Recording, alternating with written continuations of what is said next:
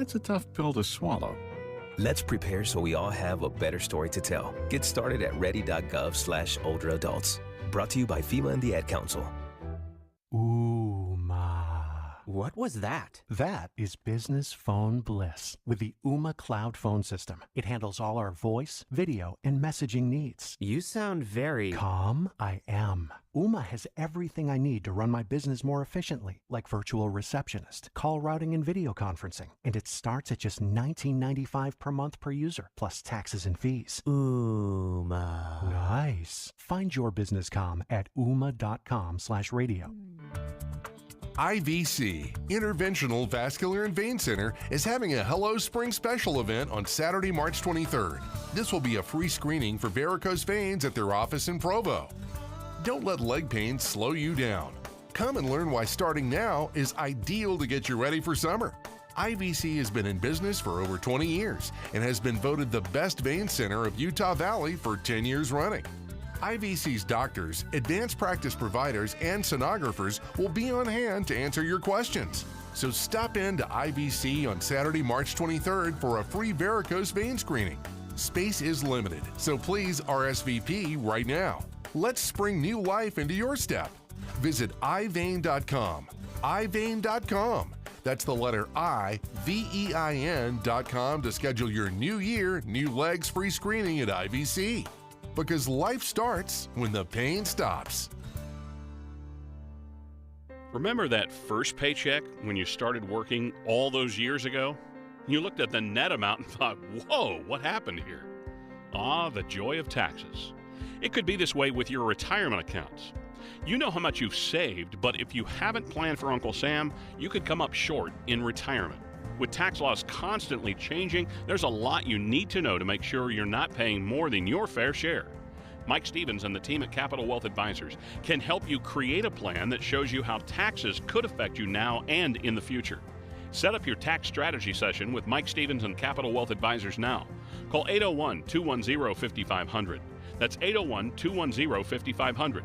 Make sure you know how these changes could affect you so you can avoid some of those whoa moments in retirement. Call 801-210-5500. Advisory services offered through Capital Wealth Advisors, LLC, a state of Utah registered investment advisor. Firm may not give tax advice.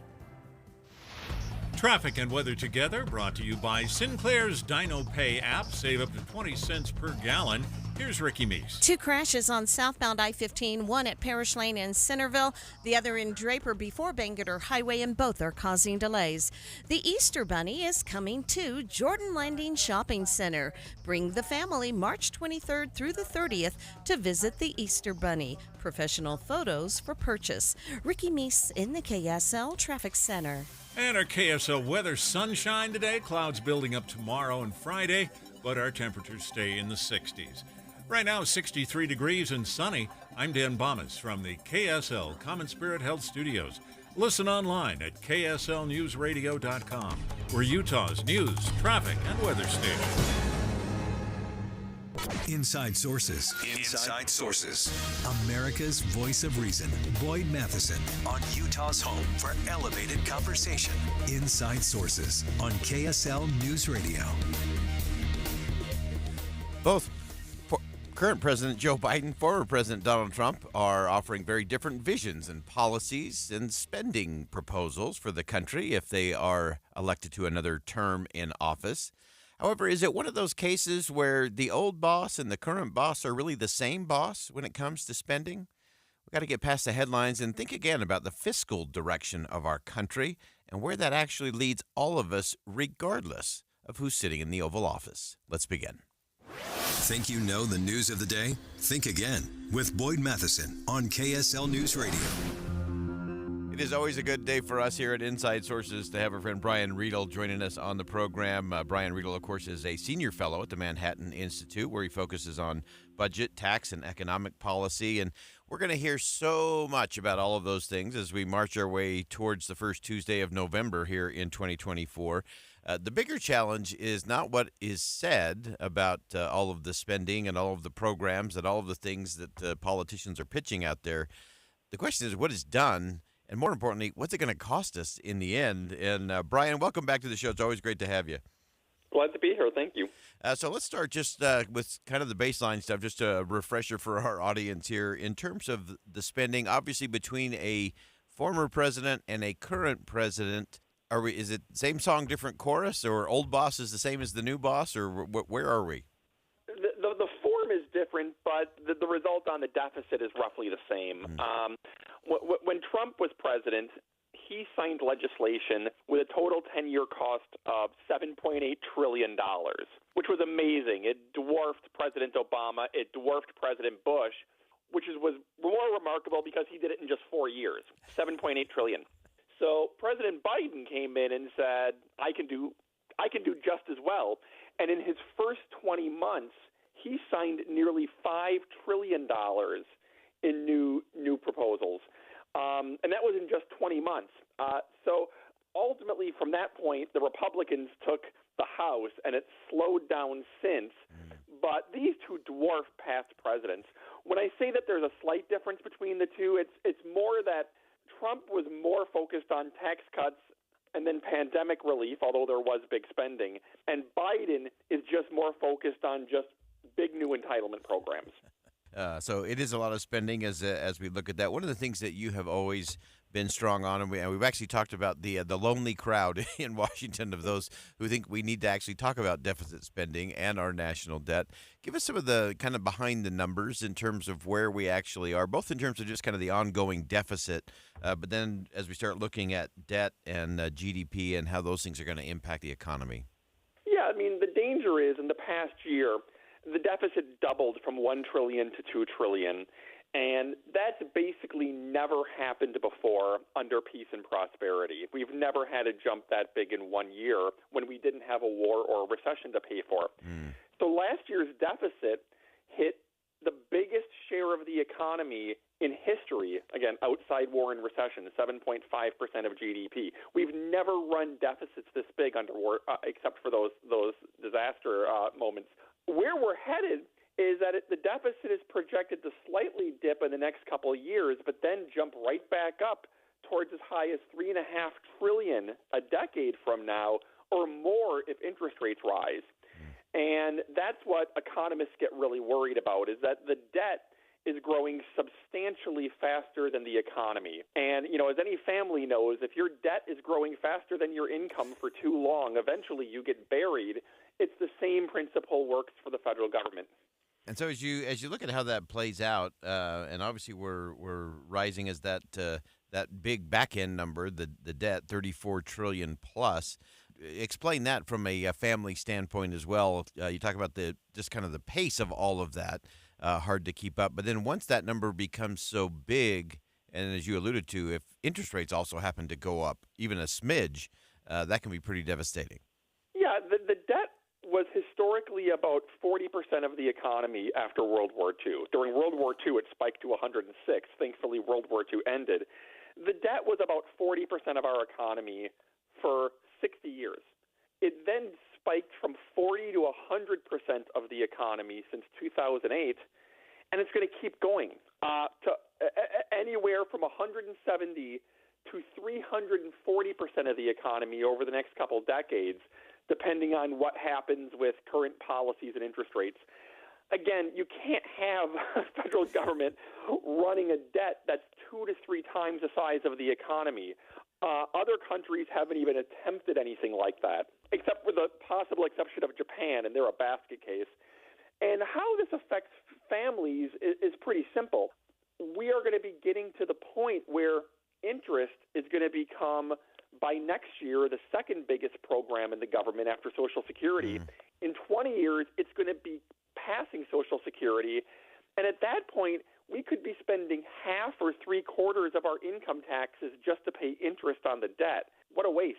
Wow. And I want to unpack some of those numbers that you just shared there, because I think those are so important for us to get our heads around. First, that this will be the second largest program, if you want to call it a program, only to Social Security starting next year. And then looking at this whole idea of, as that continues to go, we're quickly entering that space where no tax increase, like even if you confiscated all the money of rich people, it still wouldn't matter, would it? No, and that's why you need a broader solution because, when progressives say just tax the rich, you could assess 100% tax rates for families making $500,000 and above, still wouldn't balance the budget. Alternatively, you hear a lot about billionaires and billionaires hoarding money. Well, we could seize every penny of every asset from every billionaire in America, every house, car, investment, business, seize every penny, and then use it to finance the government. It would get us one time for 9 months to finance the government, and then it would be gone. So you couldn't even pay for one year of the federal government, even if you liquidated the wealth of every billionaire in America. That's not to say taxing the rich can't be on the table. Right. But we got to be realistic about what this is going to take. Yeah, because otherwise we end up, you talk about those countries that have gone beyond that 100% of GDP, and history's not real great. I mean, you talked about Japan, Greece, Venezuela. Those are not things that I think any citizen in the country is saying, hey, let's follow that model. But in the end, it ultimately ends up in kind of the forced draconian kind of cuts that, in my mind, are always going to hurt the poor and the most disadvantaged the most. Yeah, the math always wins. Economists broadly agree that the math here is just not sustainable. The University of Pennsylvania economists tried to model out the economy for the next 30 years, and their model crashed. They said the amount of debt crashed their model. And when we do have to finally do something about this, when the financial markets finally can't lend us any more money because we're tapped out, that's when the real pain is going to come. And it's going to be painful spending cuts, painful tax hikes. And, my message for people is if you think it's just going to be taxing the rich and cutting waste or foreign aid, that's a rounding error. The real money is in Social Security, Medicare, and middle-class taxes, the 3/3 rails. Yeah. But ultimately, that's the only way to close the gap. Yeah, no question about that. And so, Brian, as we round out and hope we can find some more people for you to be a less lonely crowd in our nation's capital, are there some serious people out there? Is there a path to have a different kind of conversation? Are we stuck for just another election year with lots of promises, all that leads to more spending, more deficit spending, and more debt? There's very little to be optimistic in terms of Washington taking this seriously. Both parties are competing with each other to take Social Security and middle-class taxes and Medicare off the table and say we're going to do nothing. Behind the scenes, there's some negotiations. Senator Romney has been involved in some of these negotiations behind the scenes, but it's a bad sign that they're trying to keep it secret. And in fact, some of these lawmakers have made me swear to secrecy that they're looking at ways to fix the deficit. That doesn't bode well for whether or not voters are prepared for what's coming when lawmakers are terrified of anybody finding out that they're actually trying to solve the problem for real. So, we can blame politicians, and frankly, that's one of my favorite hobbies. But ultimately, the problem is the voters who will punish lawmakers who put the tough decisions on the table. Yeah, we are facing real decisions, tough decisions, but decisions we can get to, but we have to have the conversation. Brian, we always appreciate you having the conversation with us and helping us connect the dots on all of those dollars and cents. Brian Riedl, of course, Senior Fellow at the Manhattan Institute. And Brian, thanks so much for joining us today. It's been fun. Thank you. The math always wins. We have to get past the unserious conversations about deficit spending and our national debt if we're going to get to a serious state of progress that is sustainable for the future. We'll be right back.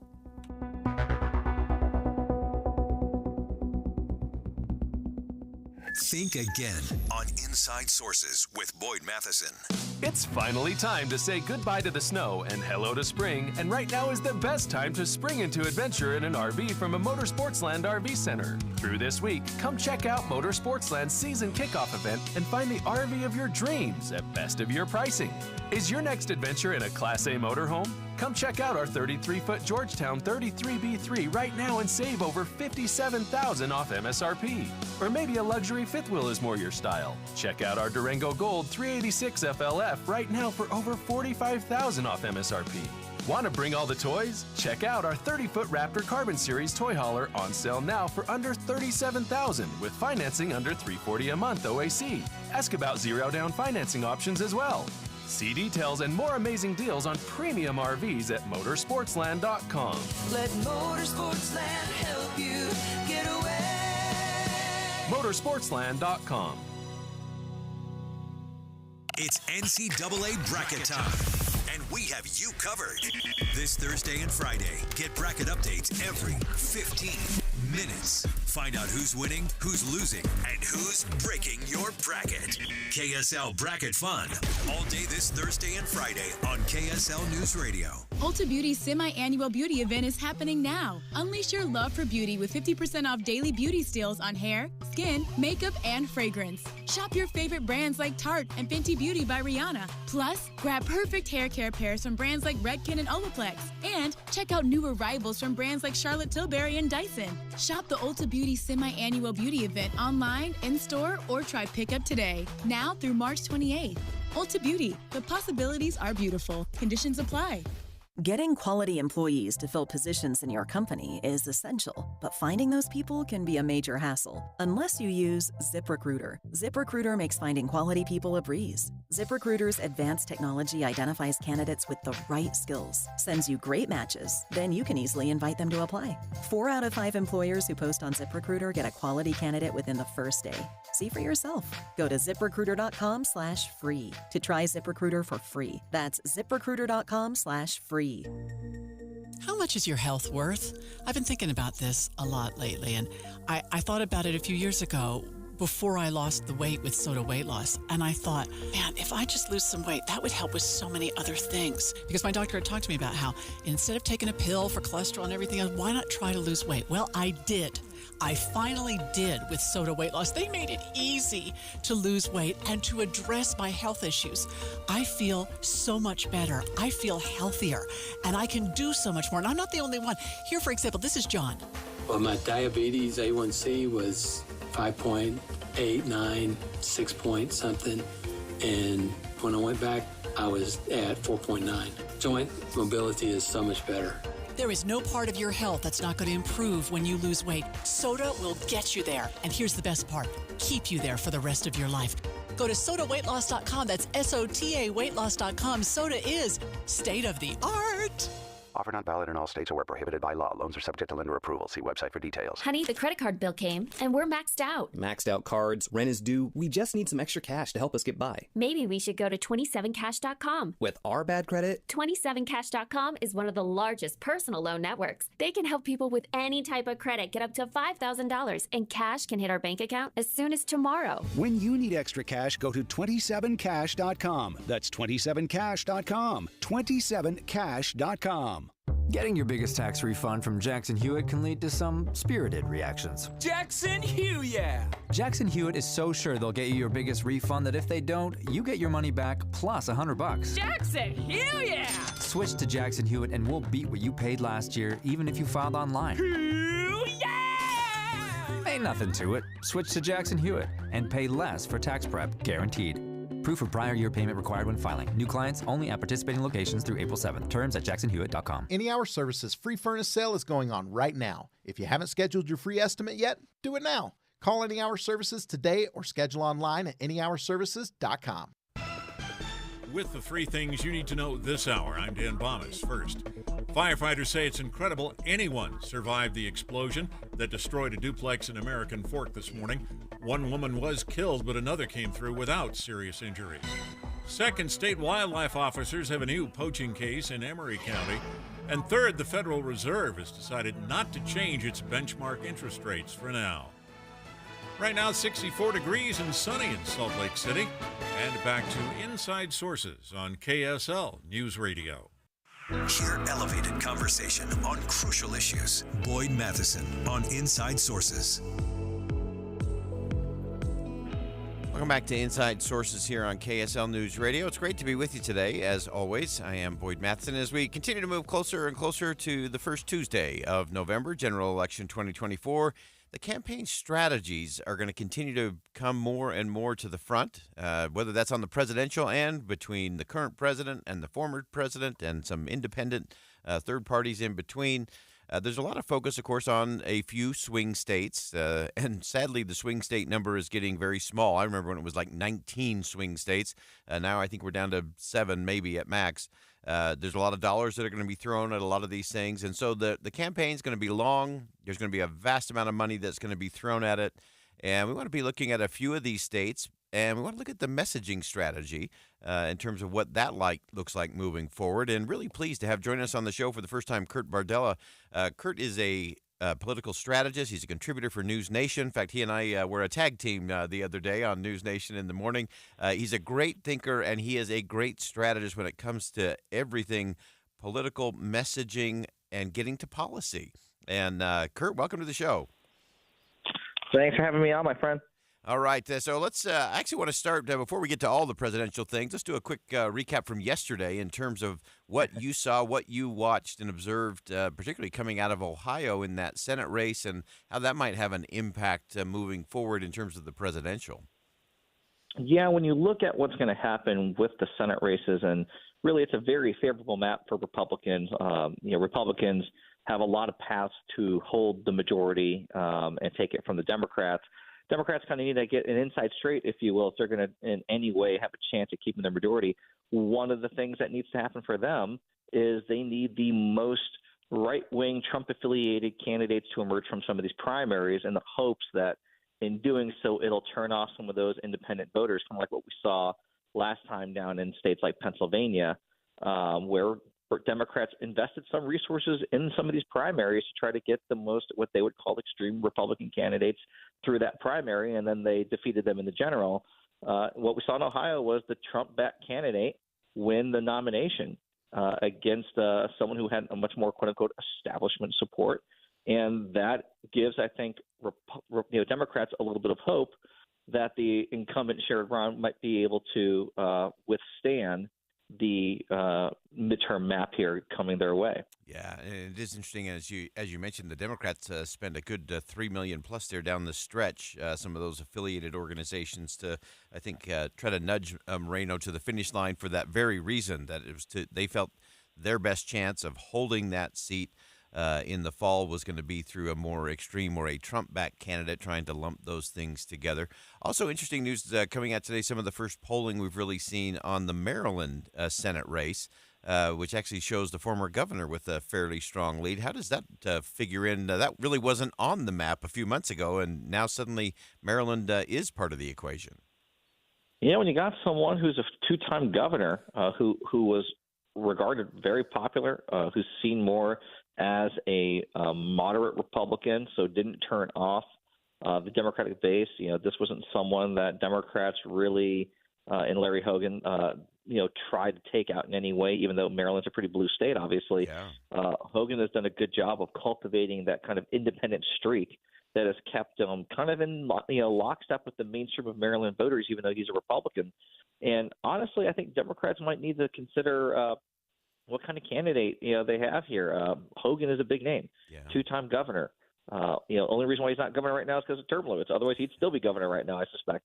It wasn't an accident that most of the time Democrats didn't really run anybody that could be a serious contender to oppose Hogan in the first place.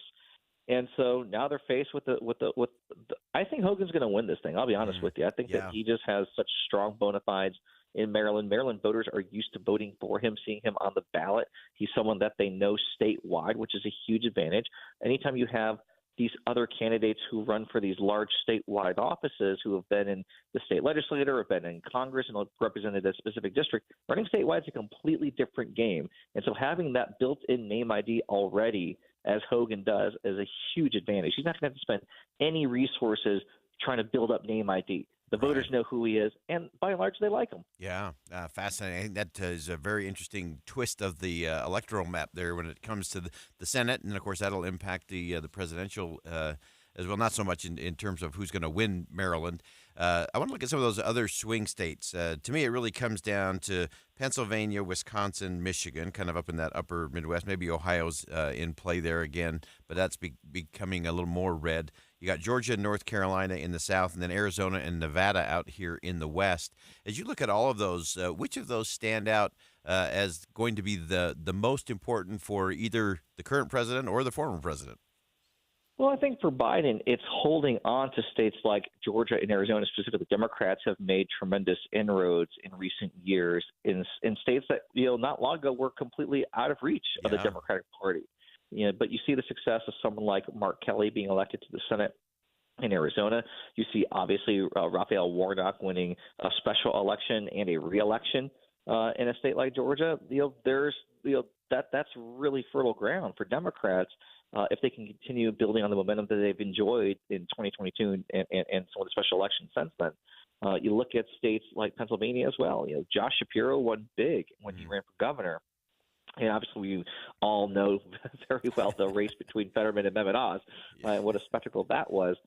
Again, these blue-collar type voters in a place like Pennsylvania, those are areas that Republicans need to win. Those are that is the natural constituency of this current brand of the Republican Party. And if they are turning off those voters in a place like Pennsylvania, that should be very troubling to Republicans. You look at states like North Carolina even. North Carolina is in play because they nominated a very extreme right-wing Republican for governor who has said some pretty controversial things across the board about a lot of different issues. That puts that state more in play than it probably should be. All of these states are going to be narrow. All of these, we talked about this the other day on News Nation. This is going to be a very painfully close election, closer than 2020 even. And so all of these little tidbits and personalities and third-party candidates could come into play and have an outsized impact. Yeah, no question about that. I do think North Carolina is an interesting one that the Biden campaign, I think, could flip this time around into the red column, again, for those very dynamics that you were describing. The third party, we'll save that for our next conversation because I love the fact that both the Democrats and the Republicans are already attacking the independent groups, the third parties, the no labels, because they're all afraid of who it might impact the most, especially in those places like Michigan and Wisconsin and North Carolina. So anyway, great stuff, great analysis as always. Kurt, thanks so much for joining us. We look forward to having you back and seeing you on News Nation as well. We'll look forward to it, my friend. Be well. All right. Again, that's Kurt Bardella. He's a political strategist, contributor at News Nation. He's also the creator and publisher of The Morning Hangover. And I think sometimes after you get to the end of some of these conversations, you might feel the same. There's a lot that's going on. Some of it is exhausting. Some of it is exasperating. Very little of it is leading us to the better conversations about the better policies that we actually need to get to in this nation. But we'll continue to break all of that down. We'll step aside for some bottom of the hour news. More Inside Sources coming up next right here on KSL News Radio.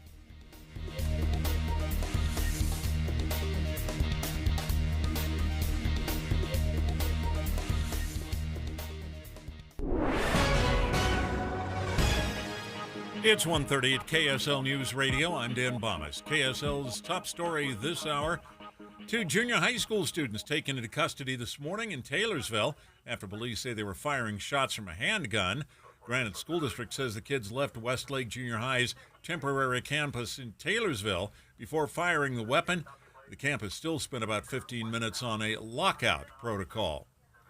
$17.7 million now is available for affordable housing in Salt Lake City, thanks to the Redevelopment Agency and Housing Stability Divisions.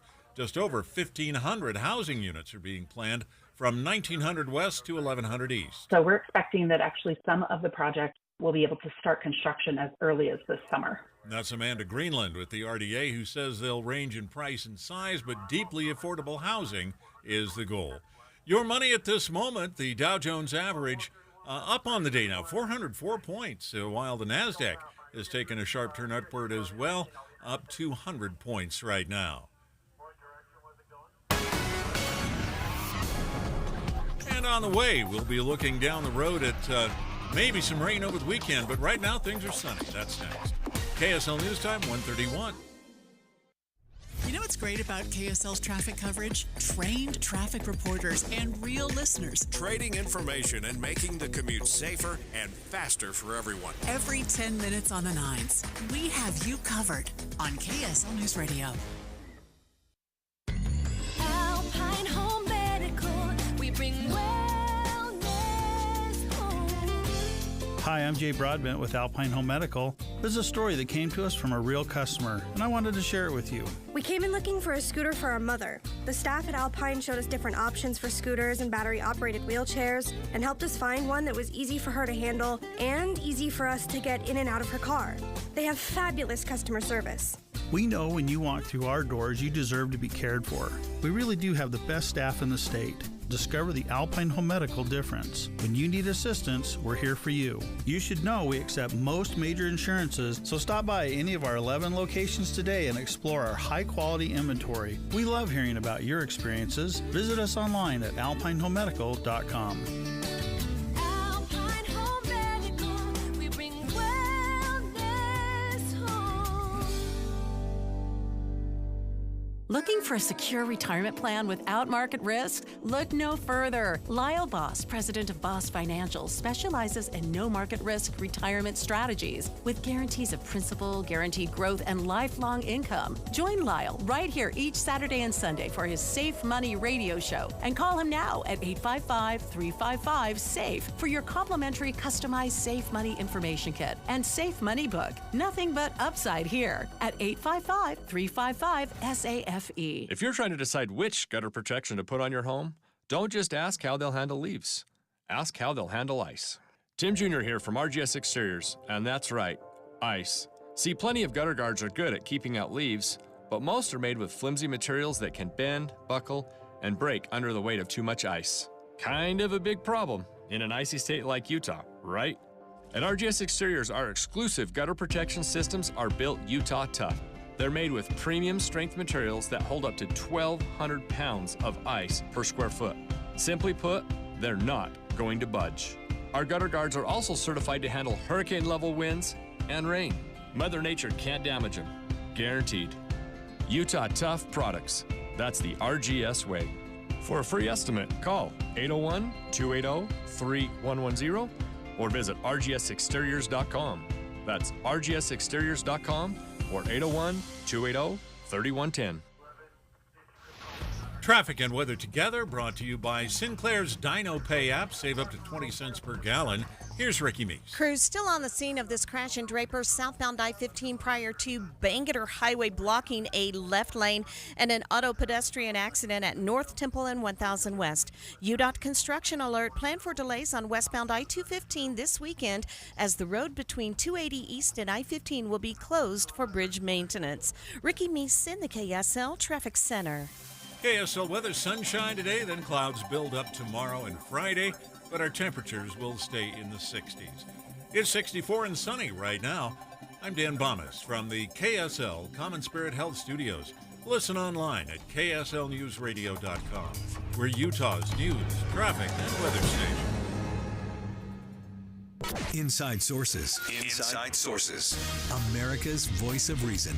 Boyd Matheson. On Utah's home for elevated conversation. Inside Sources on KSL News Radio. You know, so often the headlines in the news are all the chatter, all the clamor, all the political pieces, and often it's the stuff that gets underneath that we just miss that can often be very, very significant. Significant international news happened not too long ago with the newest addition to the NATO alliance, the country of Sweden. It was a long negotiation process. The Nordic country finally has joined NATO, bolstering that military alliance. And so we want to get into that a little bit, and we have our own inside source when it comes to all things Sweden, who's actually been in Sweden over the last couple of weeks. Jay Evenson, of course, opinion editor at the Deseret News, Deseret.com. And you actually wrote about this at Deseret.com. Great piece. But give us a little backstory in terms of the Sweden connection and what it means for them to be a part of NATO. Yeah, thank you. It's great to be here today. Listen, I just got back on Monday, actually, from spending 2 weeks over in Sweden. We were there on a family matter, but we just happened to be there at the time when they were officially joined into NATO. And it was interesting to see what happened there. Now, I have a long history with Sweden going back to 1978 when I was called as a missionary for my church to go for 2 years. And I was remembering the situation back then. Now, this was not too long after the end of the Vietnam War. Sweden had been helping the North Vietnamese. In fact, they've been helping the communists in Cambodia and Laos as well. And there was not a lot of love for the American government in Sweden. They were very nice to Americans, but not so much to the American government. So it was fascinating for me to be there 2 weeks ago and to see the change as they joined NATO and to talk to people on the street, to talk to relatives we have there. And even they were surprised at how quickly public opinion had changed as soon as Russia invaded Ukraine. My wife has some relatives. They have a beautiful summer home on the Stockholm archipelago. In fact, they like to point to me right off the island that they're on is where Russian submarines were detected not too long ago. So to kind of bring that into context. But if you were to take a boat and just go around the corner there and go straight, you hit St. Petersburg, and not too far. It's just right around the corner. And they understand just how close they are, and they understand what's at risk here. And the concern I have, Sweden has changed a lot over the last 46 years. The concern I have is that America has as well. Are we as willing to stand behind our commitments to NATO as we used to be? And I think there's some concern about that. I wanted to dig into that. You mentioned this in your piece, and it really jumped out to me that a lot of our allies around the world, not just NATO, but many are questioning whether America really will be there in the end. Of course, we've seen what has been going on, the very slow walk of some of the aid to Ukraine, some of the challenges with Israel. Even in places like Taiwan, where a lot of people are saying, okay, is the U.S. really committed to this peace thing, this freedom thing, as we used to be? But as you talk to people on the streets there, clearly Sweden is excited about the prospects in the future. But what else did you sense in that? There is concern. There's concern particularly about Donald Trump and if he were to become elected again. And, of course, he's made statements that he urges Putin to attack any NATO country that's not going to pay their quote, share. fair share for NATO. And so that has them very, very concerned. They're happy to be in what they see as an alliance to defend freedom and democracy. I read an editorial that talked about the number of democratic nations is dwindling in the world, and it's time for Sweden to pick a side, to get on board and say, no, we are with the people who support freedom. And that feeling seemed to be unanimous. I mean, I talked to a lot of people. We talked to store clerks and store owners and people we met on the street, and would always ask them what they thought about NATO, and every one of them said, we're happy that we've joined. And Putin is a madman, and we need to stand up to him. And in fact, I want to unpack that a little bit more for some of those conversations, because as you described it, for the people of Sweden, this whole conversation about Vladimir Putin, about freedom, about important alliances and commitments, this is no longer a theoretical thing for them. This is real day-to-day stuff. The Prime Minister of Sweden just a couple of months ago said he wanted his people to be kind of on a war footing, that they need to be prepared to fight with everything they have if they need to. And when you understand the geography and how close they are to Russia, he got some criticism and pushback for some of those comments from people. But it's not out of the question if Ukraine were to fall. We don't know what Vladimir Putin has in mind for places like, certainly strategically, Northern Europe would be a very important place for him to have. So there is real concern about that. No question. And I think Vladimir Putin, Nikki Haley got it right in that people like Vladimir Putin tend to be pretty transparent. They tell you what they're going to do, and then they do it. And I'm sure that has to be cause for concern there. I was wondering if you could give us any insight in terms of kind of the process as it relates to NATO, because there was the hang-up, of course, was Turkey. We had Turkey and Hungary. And Hungary, And Turkey, I thought, was an interesting one. Of course, we had The ambassador, the United States ambassador to Turkey, is Jeff Flake, of course, former Arizona senator, good friend of the show. And so it's interesting to see the dynamics of all of that. Did you get any sense in terms of how that plays in Sweden, what they're looking at as it relates to Hungary and to Turkey? Well, only one anecdotally. There was an editorial in one of the national newspapers that said, do we really want to belong to an organization that includes Turkey and Hungary? And I thought, well, that's an interesting. Not a bad question. Yeah, not a bad question. Interesting perspective. And I guess they could add the United States if we were to flake out. What was really interesting to me, and I had really horrible jet lag when we got there, and it was 3 a.m. And I'm wide awake, and I'm sitting in the living room, and I got my phone, and I tried my app for my cable TV, and lo and behold, it worked. And there was President Biden doing a State of the Union address at 3 o'clock in the morning in Sweden. That is a nightmare. A jet lag nightmare.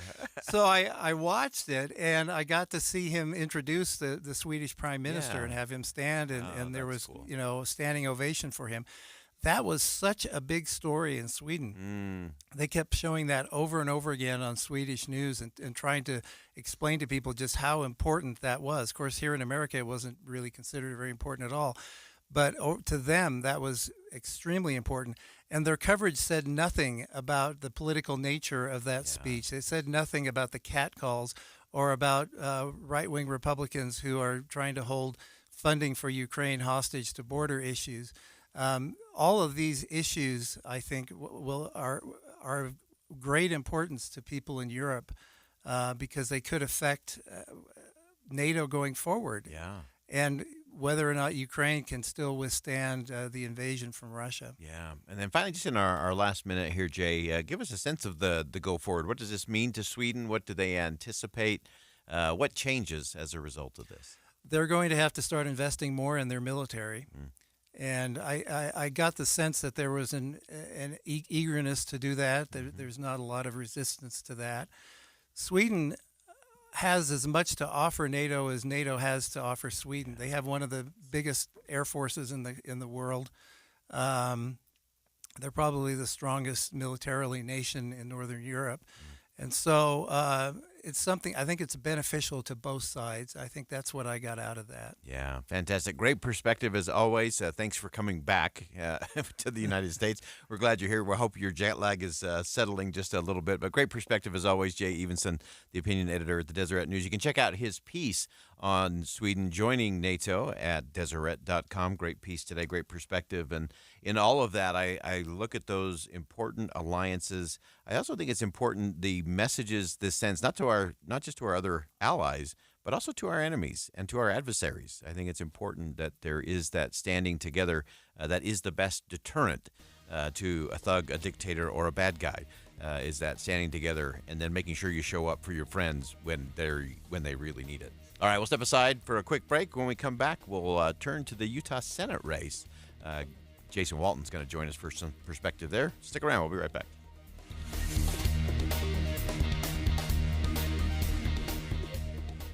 Ulta Beauty's semi-annual beauty event is happening now. Unleash your love for beauty with 50% off daily beauty steals on hair, skin, makeup, and fragrance. Shop your favorite brands like Tarte and Fenty Beauty by Rihanna. Plus, grab perfect hair care pairs from brands like Redken and Olaplex. And check out new arrivals from brands like Charlotte Tilbury and Dyson. Shop the Ulta Beauty semi-annual beauty event online, in-store, or try pickup today. Now through March 28th.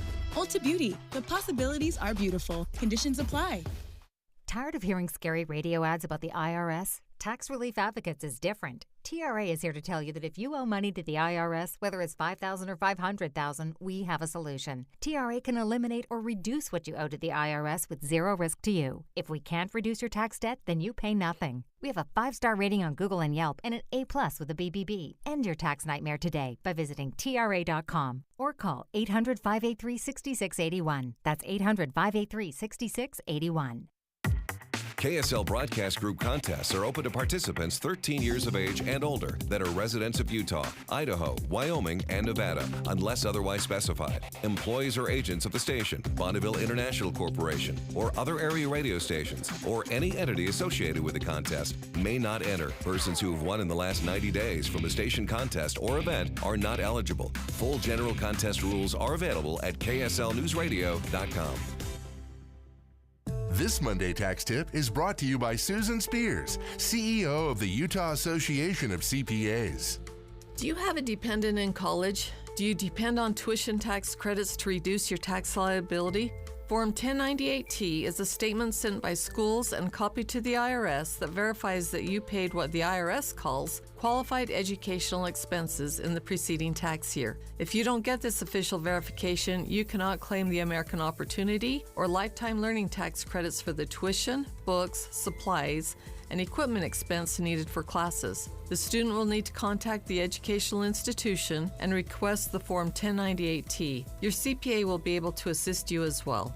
Get the most out of your income tax preparation when you hire a CPA. Go to uacpa.org to find a CPA that's right for you. That's uacpa.org. Listen to KSL on Monday for more tax tips from the Utah Association of CPAs. In the history of the world, nobody has ever said, "Yay, we need a new roof." But when things aren't quite right up there, don't wait. Call IWC Roofing, the highest rated roofing contractor in Utah. IWC has been in business since 1997, and they offer the best value pricing in Utah along with the best warranty in the business. They're one of the few Owens Corning Platinum certified roofers in the entire state. They have their own installers, no subcontractors crawling around on your roof. And at IWC Roofing, they'll send you pictures from up on the roof to show that you're getting exactly what you paid for. In most cases, they'll re-roof your home in one day. They'll clean up and pressure wash your driveway. IWC roofs more homes than any other company in Utah, so they can offer you a better price, and right now, an extra $1,500 off your new roof. Call IWC Roofing for a no-pressure quote, 801-232-5690. Call 801-232-5690 or go to IWCRoofingUtah.com. Tim and Amanda. Yes, KSL is a trusted institution. I mean, it's a 100-year-old institution, and I know that with that legacy comes a responsibility and a trust. But I want you to know, we have diverse voices at this radio station. Young people, we have people of all different ages, of all different cultural backgrounds, who put their 2 cents into what stories we cover from day to day, a voice that is given to those stories. Well, I've been kicking around the Salt Lake City market for 40 years. I felt like I needed a decade of radio under my belt before I even attempted to climb that mountain.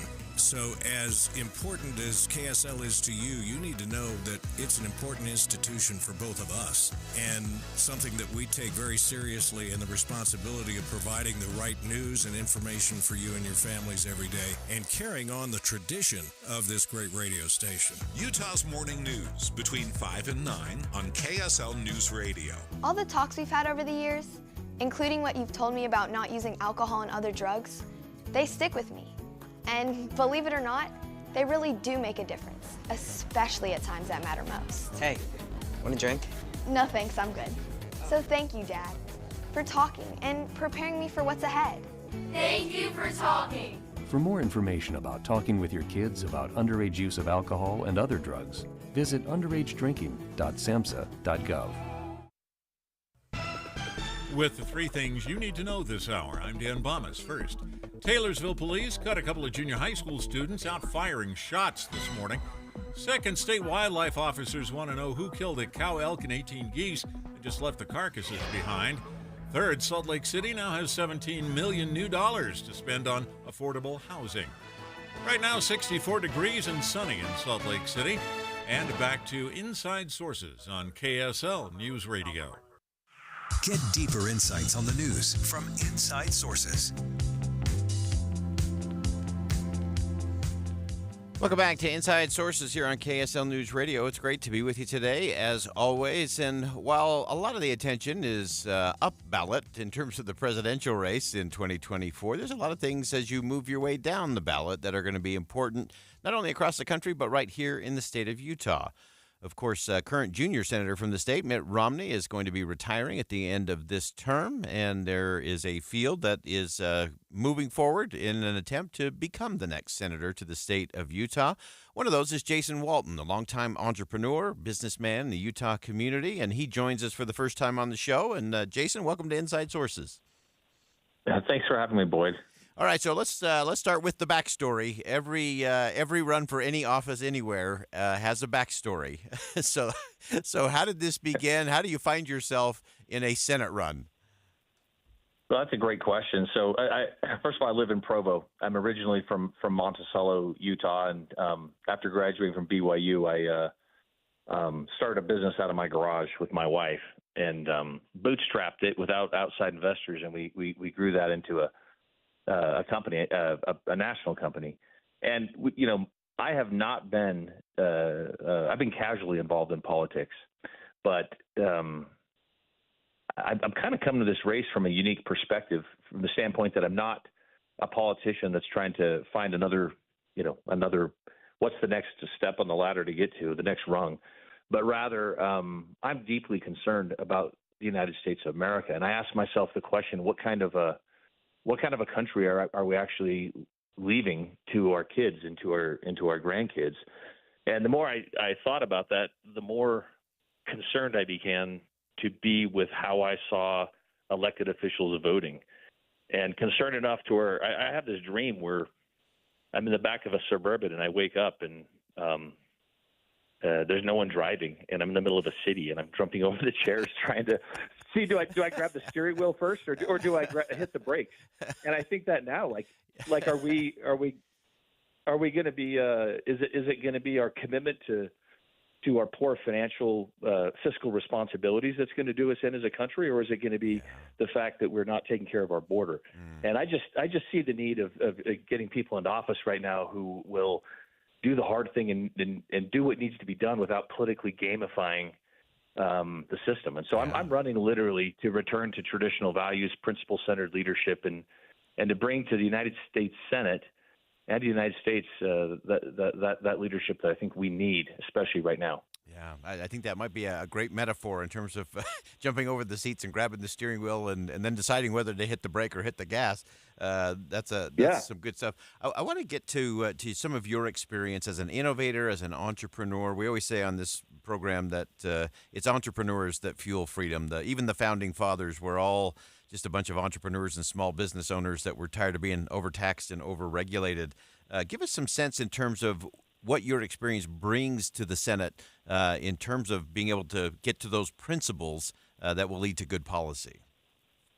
Thank you. Well, the first perspective is I literally worked with thousands of young people, but more than anyone I know, Utahns between the ages of 25 and 35. And so part of their perspective I bring, and it's one of the things that motivated me to run, is to see that the way they view America and their opportunities in the future are very different than the way I viewed it as a young man. So the young people today question whether the American dream is really it's more like a fading star rather than something they can actually achieve. The dream of owning your own home and entrepreneurship, they are thinking, hey, am I going to be renting an apartment for the rest of my life and driving an Uber? And so that perspective is one of the things that I bring. The other one is really what entrepreneurship is you come up with a strategic vision of what you want to happen, and then you're organizing capital and human resources to go achieve that vision. And I think that's exactly what we need in Washington, D.C. We already have a strong constitutional senator and a strong leader in Senator Mike Lee. Teamed up with that would be, think how strong we'd be with another fearless conservative who knows how the economy works and knows how to get things done. And specifically, the vision that I have is a principle-centered leadership vision to get back to traditional values, the things that made America great in the first place, the things that after the Constitution was signed, how we sprang forward to the greatest civilization that's ever existed. It was by valuing and living true principles. And I think we need to get back to that, and that's something I really look forward to doing. Yeah, give me just a quick hit on. I always said in my time in D.C. that the people who were most frustrated in Washington were either former business executives and entrepreneurs or governors, people who've done executive leadership as opposed to legislative leadership. Give us just a sense of how you go about decisions and how you would apply that in the Senate. Well, first of all, I think when we talk about executives, a lot of times maybe you're talking about like the elite executives who maybe came out of Harvard and then they got into business at a high level, and they entered the business world already at the executive level. So it's a very different thing from what I did, where I literally started a business in my garage and bootstrapped it and had to learn a thing or two about budgeting. Yeah. And so I think that the perspective is different than most of the business leaders who I know of. They get frustrated with Washington because they didn't ever have to do something from the beginning and come up with the vision and implement it and see it through the end. So I see a direct correlation with my skill set with what Washington, D.C. needs, which is someone who is fierce, conservative, and knows how to get things done, and knows how to motivate and rally a group of people around specific objects and tasks and policies. But the thing that the discussions that are kind of frustrate me is I don't see senators and members of Congress framing some of the discussions the way I think they need to be framed from a business perspective. Yeah, great insight there. Last question for you, and this is a question I have asked every candidate, from people running for president to people running for mayor to city council. It's always the same question. And that is, campaigns are hard. You're getting that part of it. They're brutal. They're exhausting. They're exasperating. So the question is, what makes all of this worth it for you, even if you get to the end and you get to that first Tuesday of November and you don't win? I know everyone's in it to win it, for sure. We get that part. But what would make it worth it, even if you didn't? I love this country. I'm a patriot. And when the Constitution was signed, because of the divine nature that it was inspired, and that started with the oppression of the people who were rebelling against tyranny. So they put these special checks and balances into the Constitution that allowed our civilization to spring into existence like the world has never seen. And I love that. And George Washington said in his farewell address, he encouraged us to, in the sacred maintenance of the Constitution, with wisdom and virtue. And so I feel like a proud patriot that's standing up and doing my part, and I feel like I have a clear vision of how to do that and how to help sacredly maintain the Constitution. And to just be part of the fight and doing my duty is great. And some of those things, a businessman would be, conservatives are not done a very good job of framing issues. So the left has done a pretty good job with things like the Affordable Health Care Act that's not affordable, and the Inflation Reduction Act, which is actually an act of how to actually increase inflation. And I can go on and on. I think with a good business sense, we need to change the discussion and work on our branding as conservatives, and then not let the left also brand the right as racist or insurrectionists. And so I really look forward to being a part of the conversation and being part of the solution. And I'm really excited. And you're right. I think we're going to have a great outcome. As I walk around on the campaign trail and share this with people, it seems to be resonating with everyone. Fantastic. I mean, everyone's fed up. Everyone's literally fed up, but they're ready for change. Yeah, fantastic. Jason Walton, longtime entrepreneur, businessman in the Utah community, a candidate for the United States Senate here for the state of Utah. And Jason, thanks so much for joining us today. Good luck on the campaign trail. I'm sure we will talk again soon. Hey, thanks, Boyd. I appreciate it. All right. Again, that's Jason Walton running for the United States Senate. And we'll continue to cover all of that race and all the other races as well. That wraps up hour number 1 of Inside Sources here on KSL News Radio. We'll step aside for some top of the hour news, but don't go anywhere. We got a big hour number 2 coming up next. Stick around. We'll be right back.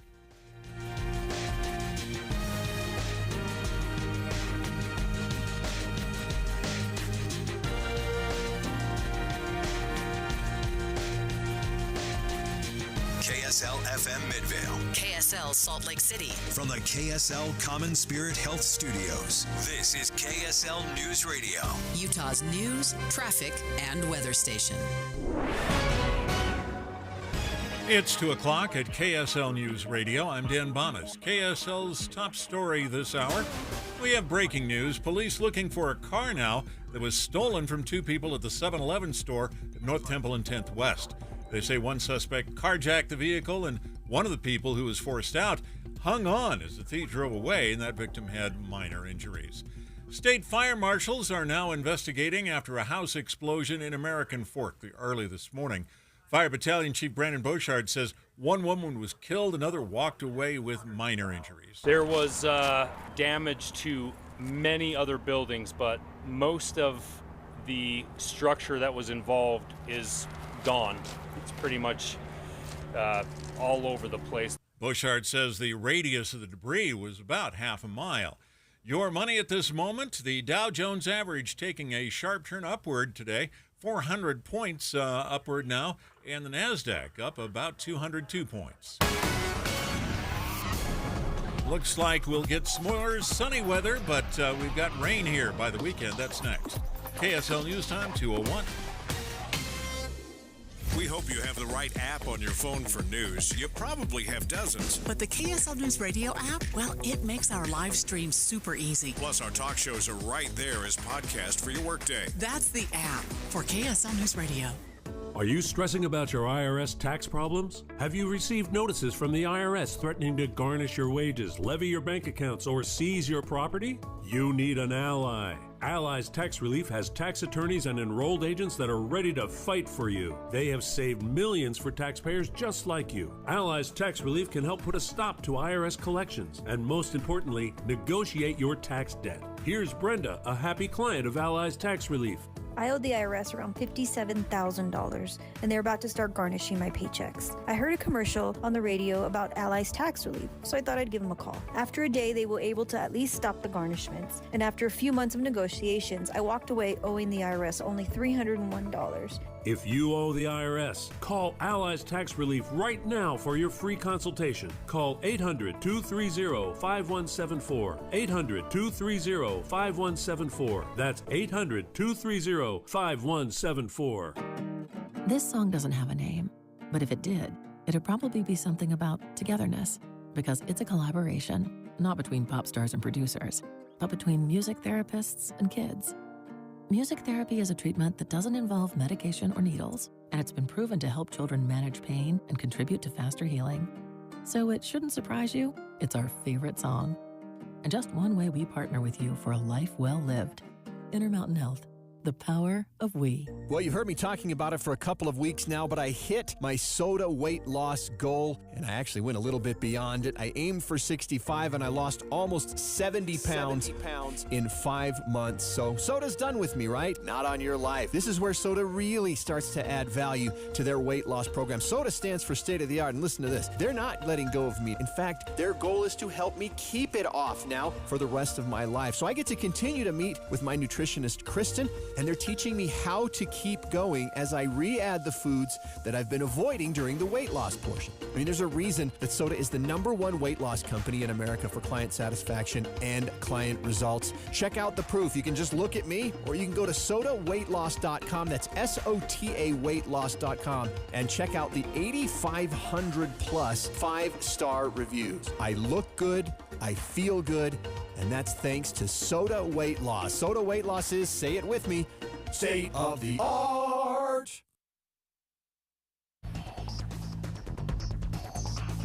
Traffic and weather together brought to you by Sinclair's DinoPay app. Save up to 20 cents per gallon. Here's Ricky Meeks. We're back to a crash-free commute on the Valley freeways, including southbound I-15 going through Draper. We have the final cleanup with some police activity at North Temple and 1000 west of an earlier AutoPed. S&S Roofing is your trusted source for quality and affordability. They've been the top roofing company in Utah for over 40 years. Schedule an estimate now. Get a free quote at snsroofinginc.com. Ricky Meese in the KSL Traffic Center. Our KSL weather, sunshine today, then clouds building up tomorrow and Friday, but our temperatures stay in the 60s, then rain likely Saturday and Sunday.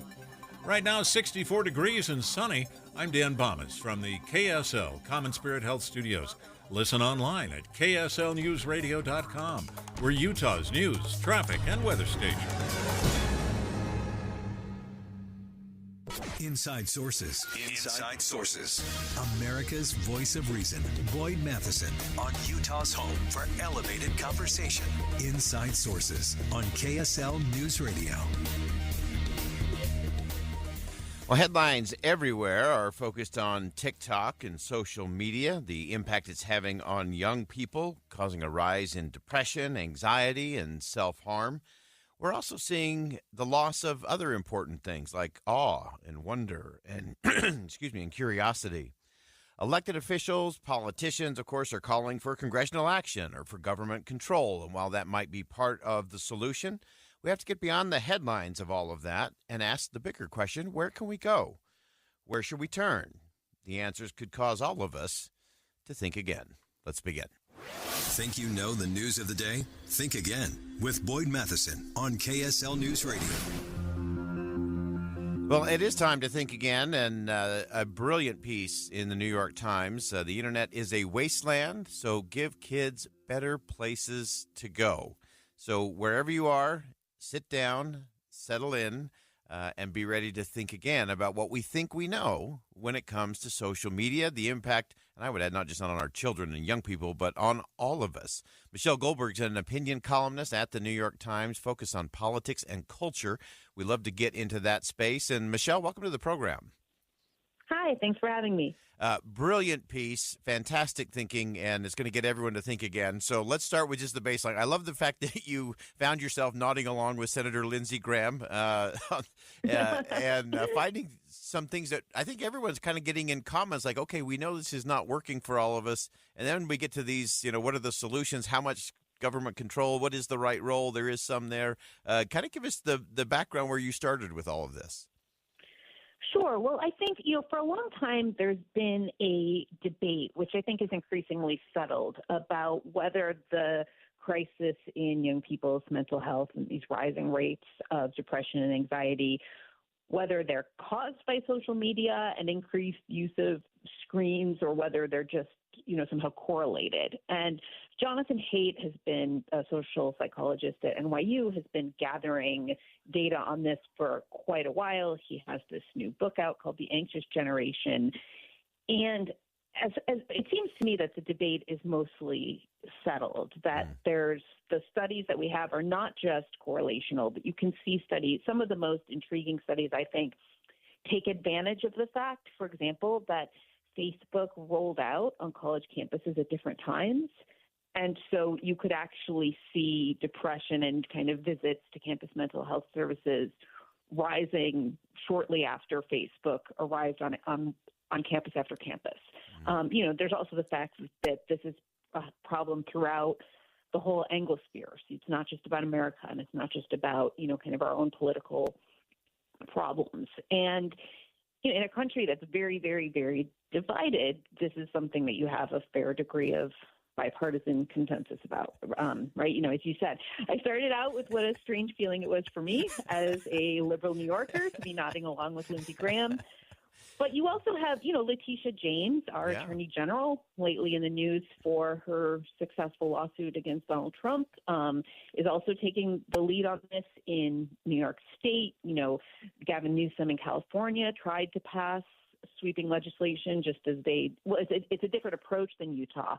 But you have kind of, both very liberal and conservative politicians see the problem similarly, even if they sometimes have different ideas about solutions. Yeah, and I love the fact that everyone is getting to the real core issue, and it's the therefore what? What do we do? We know this is a problem now. Everybody can agree that it is a problem. And now the question is, now what? Therefore what? What do we do in all of this? One of the things that you pointed out in referencing Jonathan Haidt is this shift in kids' energy and attention from the physical world to the virtual world. Dig into that a little bit for us, because I think it's instructive in terms of some of the things you share in terms of where we might turn in order to get to some of those better solutions. Sure. Well, he makes the argument that kids are underprotected online and overprotected in the real world, and that those two things work in tandem. I mean, I can tell you, my son and his friend are downstairs playing Roblox on their screens right now, rather than running around the neighborhood. But there's not really places that, at least where I live, that fifth graders tend to go and hang out unaccompanied, even though they're perfectly capable of getting there on their own. And so there's a couple of different things. I mean, part of it is that there's just an opportunity cost. You know, time that you spend on screens is time that you're not spending exploring your neighborhood and having adventures and developing independence and learning to manage risk and sort of all the things that childhood play is kind of for in psychological terms. And, you know, the kind of quote unquote risks that you take in a video game just don't seem to do the same thing for development. So part of it is that, you know, social media itself is part of it, it has its own negative effects, but part of those are just kind of what it takes people away from. Yeah, exactly. And I think that's such a, a crucial part of this whole conversation is how do we create that space, not the online space, but the space where kids can actually go, where they can hang out. You mentioned some of the things in your piece about, you know, having phone-free zones in schools and some of the ironic parents having fits about not being able to access their kids when they want to in the middle of a school day. Well, and it's not just I mean, this is like a very kind of particular American I mean, you could either say American tragedy or American derangement that you see whenever people try to institute phone-free schools, and they've done it in some places. Parents get very upset because they're worried about being able to reach their kid if there is a mass shooting. Yeah. And, you know, I mean, it just seems like such a kind of, like such a commentary on kind of where American culture is that you, you know, kind of can't have a school, you can't have a school day with kind of kids giving their full attention to their studies and each other because of this other problem that we've proven kind of unable as a society to address. Yeah. Yeah, that's so, it's so interesting to see some of those, again, some of the ironies of all of that, some of the tragedies of all of that in terms of how we're going about that. I love the fact that you get to these, to the ideas, and you mentioned our friend Tim Carney is a good friend of the show, and some of the things that are making it harder to parent in the world today, and some of the things that make it so our kids can't just roam free or, as you said, experience some of the risk assessment and risk calculations that kids need to learn that we used to leave in the morning and come back at dinner time just because we were hungry, not because we needed to. And so as you look at it moving forward, give us a sense of what is it? One, what is that right role of government? There has to be a piece there that I think everybody can get to. But more importantly, what is it that we should be doing locally, community-wise, family-wise, neighborhood-wise? Yeah, so to be clear, I mean, I do think there's a role for government in kind of going after these tech companies and these addictive algorithms and all the rest, although finding the right balance and one that's going to pass constitutional muster hasn't been easy. But in the meantime, there are, I don't know, it's kind of the low-hanging fruit of this debate is to just intervene locally to make it easier for parents who want to tell their kids to get off their screens and go outside. I mean, that's a very difficult thing to do if your kid is going to be the only one out there or if there's no place for them to congregate. For example, the chain of AMC movie theaters doesn't allow kids without a parent if they're under 17. I mean, I don't know if you did this when you were younger, but me and my friends used to go hang out at the movie theater all the time. Yeah. There's fewer and fewer places where kids are allowed unsupervised. There's more and more pressure on parents to watch their kids every minute. You know, parents who've sent their kids to play in the park unsupervised have faced calls, and I think that this is more risky if you're a person of color, but it's happened to people across the socioeconomic spectrum where people have made kind of perfectly rational decisions to send their kids to the park have found themselves on the wrong side of a child welfare investigation. Right. Yeah, and all of that gets so complicated so quickly, and I think you're spot on in terms of government clearly has a role to play in terms of that protection and algorithms and addictive processes that businesses are using. Families have responsibility. Communities have responsibility. And it's one of those where, again, if we don't allow ourselves to get past the headlines of it all, then we're just going to end up with one more fake fight, a lot of false choices, and a lot of politics coming out of this. But I think this is one of those, as you pointed out, can be one where we can at least come to some agreement of, here's something we should get behind and something that will be good for our young people. Yeah, and I think that kind of, almost whatever your politics are, I think most people think that the government has a role in urban planning and, creating parks and creating bike lanes. I mean, right, the government is responsible for roads and streets and kind of public space. And, it's a choice whether to make that public space kind of navigable by kids without chaperones and without people driving them around or not. Yeah, no question about it. This is a great piece. Everybody, you need to go to this New York Times. And Michelle Goldberg is an opinion columnist there. And this is a piece that will get you to think again about what you think you know when it comes to our young people and technology and what each of our role is, along with the role we have to have locally, community, state government, federal government. There's roles for everybody. There's plenty to go around in all of this, but it all begins with each of us doing something a little bit different. Michelle, thanks so much for joining us today. Great perspective, great piece, and we look forward to having you back to continue the conversation. Thank you for having me. All right, fantastic. Great stuff from Michelle Goldberg from the New York Times. Give our kids a place to go. If the internet is a wasteland, let's give the kids a better place to go. And it might be in your own backyard. We'll be right back.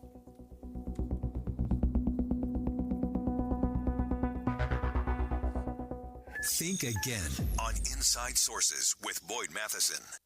Hercules First Federal Credit Union is all about community, and they're never about just simply doing transactions. A lot of us think of our banking and financial needs about transactions.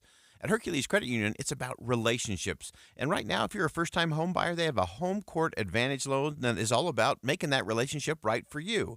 Now, they have all the important transactional portions with a down payment as little as $1,000 up to 100% loan to finance, to value financing, fixed and adjustable rate options, no private mortgage insurance required, and much, much more. But it's all about what you need, and they're going to help you get it because they've been about growing stronger together in the community since 1946. You can find their locations in Taylorsville, Harriman, Riverton, or Salt Lake City. Or as always with our friends at Hercules Credit Union, you can just find them online at HerculesCU.com. That's HerculesCU.com. Think about all the ways you use your phone. But are you getting KSL's breaking news updates? Filling up at the gas pump is getting more painful. Another officer-involved shooting happened in Payson. Utah Highway Patrol says they made 64 DUI arrests. An update on that 12-year-old busted for driving a car on I-15. Get alerts, links to important story articles, and updates on severe weather and traffic. Text the word news to 57500. That's the word news to 57500. And stay connected to KSL News Radio. In the history of the world, nobody has ever said, yay, we need a new roof. But when things aren't quite right up there, don't wait. Call IWC Roofing, the highest rated roofing contractor in Utah. IWC has been in business since 1997, and they offer the best value pricing in Utah, along with the best warranty in the business. They're one of the few Owens Corning Platinum certified roofers in the entire state. They have their own installers, no subcontractors crawling around on your roof. And at IWC Roofing, they'll send you pictures from up on the roof to show that you're getting exactly what you paid for. In most cases, they'll re-roof your home in one day. They'll clean up and pressure wash your driveway. IWC roofs more homes than any other company in Utah, so they can offer you a better price. And right now, an extra $1,500 off your new roof. Call IWC Roofing for a no-pressure quote, 801-232-5690. Call 801-232-5690 or go to IWCRoofingUtah.com. Do you enjoy fishing, hunting, or just soaking in the beautiful outdoors? Then you need to check out the KSL Outdoors Show, airing Saturdays at 6:30 p.m. and midnight on KSL 5 TV. Outdoors with Me, Adam Eagle, is a unique show that takes viewers on a journey through Utah's beautiful backcountry. Watch it live every weekend or find the Outdoor Show on YouTube, KSLOutdoors.com, Facebook, and Instagram. It's the KSL Outdoors Show, brought to you by Camp Chef. Looking for a secure retirement plan without market risk? Look no further. Lyle Boss, president of Boss Financial, specializes in no market risk retirement strategies with guarantees of principal, guaranteed growth, and lifelong income. Join Lyle right here each Saturday and Sunday for his Safe Money radio show, and call him now at 855-355-SAFE for your complimentary customized Safe Money information kit and Safe Money book. Nothing but upside here at 855-355-SAFE. Any Hour Services can help unclog any drain in your house, whether you have a backup, a clog, or a slow drain you want fixed. Call Any Hour Services or visit anyhourservices.com.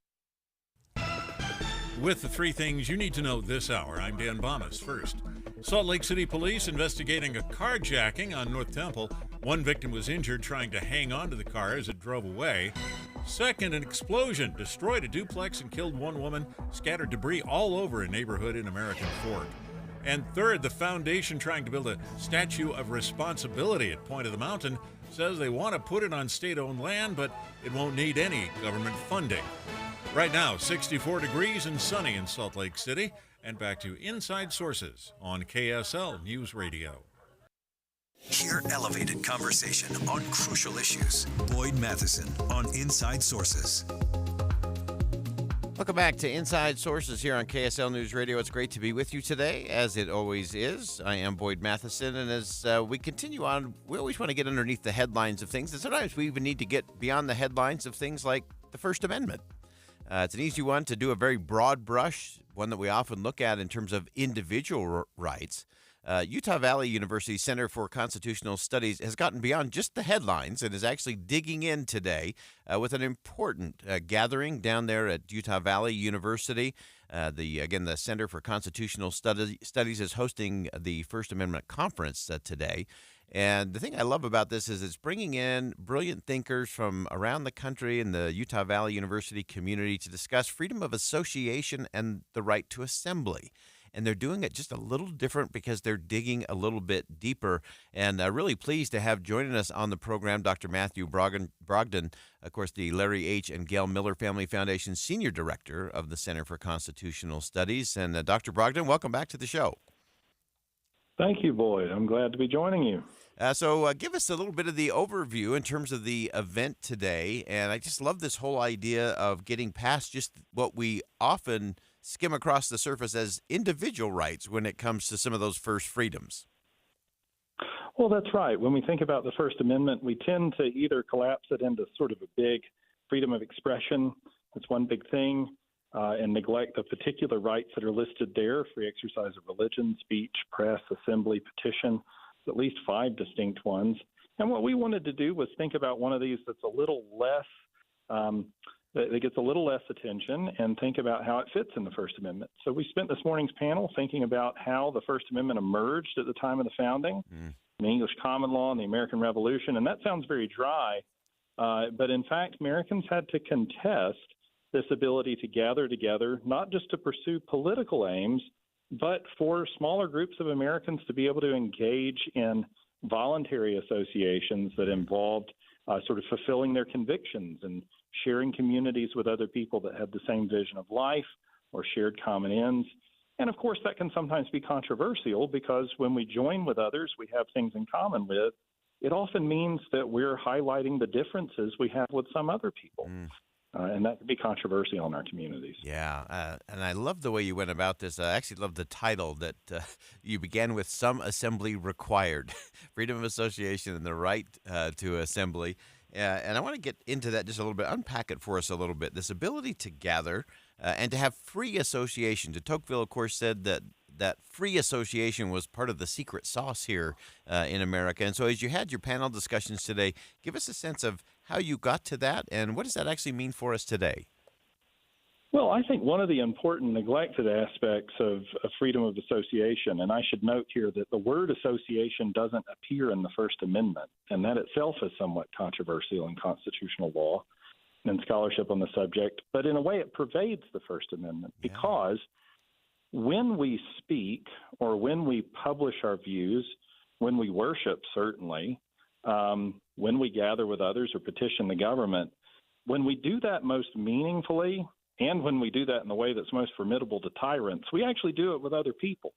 That is, we do it as groups. It would be very difficult, you know this, Boyd, very difficult to run a publication without a group of people. I mean, if you really had to do this individually, it'd be a tall order to really publish your views effectively and make sure they reached the public as broadly as possible. So speaking effectively and worshiping in the way that's in conformity with our convictions and publishing our views means associating with others. Yeah. And I think what Dr. Brogdon is telling all of you is that you have been gathered to Inside Sources today. You are part of the First Amendment today because you have gathered around your radio or on your computer or on your digital device. And that's an important part of it because it is that. I want you to dig in just a little bit further for us, Dr. Brogdon, in terms of not just the political ends. We think of that right to assemble, and we think of a protest march or showing up at a big political rally, but it's much more than that. It sure is. And, you know, one way to think about this, we had a conversation earlier today, and I suggested one way to think about it was, you know, how you spend your week. It's rare that people spend much of their week engaged in government, that is, the legislative process or direct political action. It's also rare that you spend your time entirely in private or alone. We actually spend the bulk of our time, the ordinary activity of life, the activities where we find fulfillment and we invest our time, are almost entirely in association with other people, but not in government.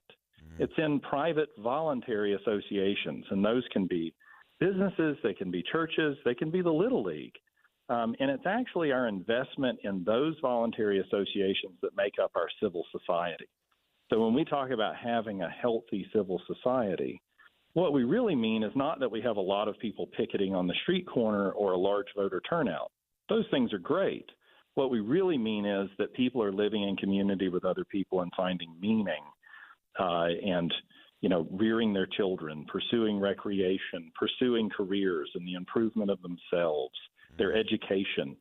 We pursue all of those things largely through voluntary association. So it's very important that we have a great deal of freedom to be able to form those associations and for them to be able to operate according to the convictions and goals of the people who are part of them. Yeah, that's so powerful. And I think it's such an important reminder for all of us that it is that ability, that civil society muscle that I think has been atrophying just a little bit in the nation as we look to institutions to handle things or government to solve problems as opposed to communities gathering together and taking on those kinds of things. But I also want to get to this other point that you raised about meaning. We often say that the 21st century has given us a maximum of choice, but a minimum of meaning. And that meaning, as you said, is usually found in connection with others. That's right. I love the way you put that, a maximum of choice and a minimum of meaning. Yeah, you know, we have, because we live in liberal democracies where our political life is about safety and prosperity and freedom. And that's a good thing. Anybody who's part of a dissenting religion knows you don't want to live in a society that wants to take responsibility for your salvation and virtue and for the things that mean most in life. So that freedom and prosperity and safety are very important for us. But at the same time, we've got to have robust relationships, communities where we can do those things. And I think it's tempting in some societies, and I guess what we would call tyrannies or totalitarian societies, for the state to take responsibility for human flourishing. Right. For the state to take full responsibility for basically the virtue and the salvation of the individual. And in a free society, we don't do that. We recognize that we give people the freedom to engage in community with others on a voluntary basis to do the most important things in life. Yeah. Part of the irony of a free society is that we actually leave the most important things not to government, but to individuals, and they have to be able to live that out with others.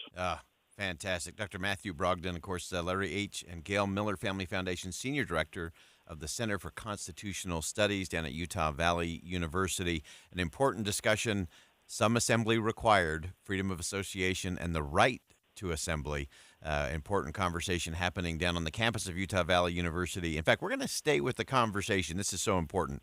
Coming up after the break, Carson Holloway, professor of political science at the University of Nebraska, Omaha, is in town, and part of that conversation we'll pick up with him next. Dr. Brogdon, thank you so much for joining us today. Thank you, Boyd. All right, we'll step aside for a quick bottom of the hour news. Don't go anywhere. We're coming back to this conversation next.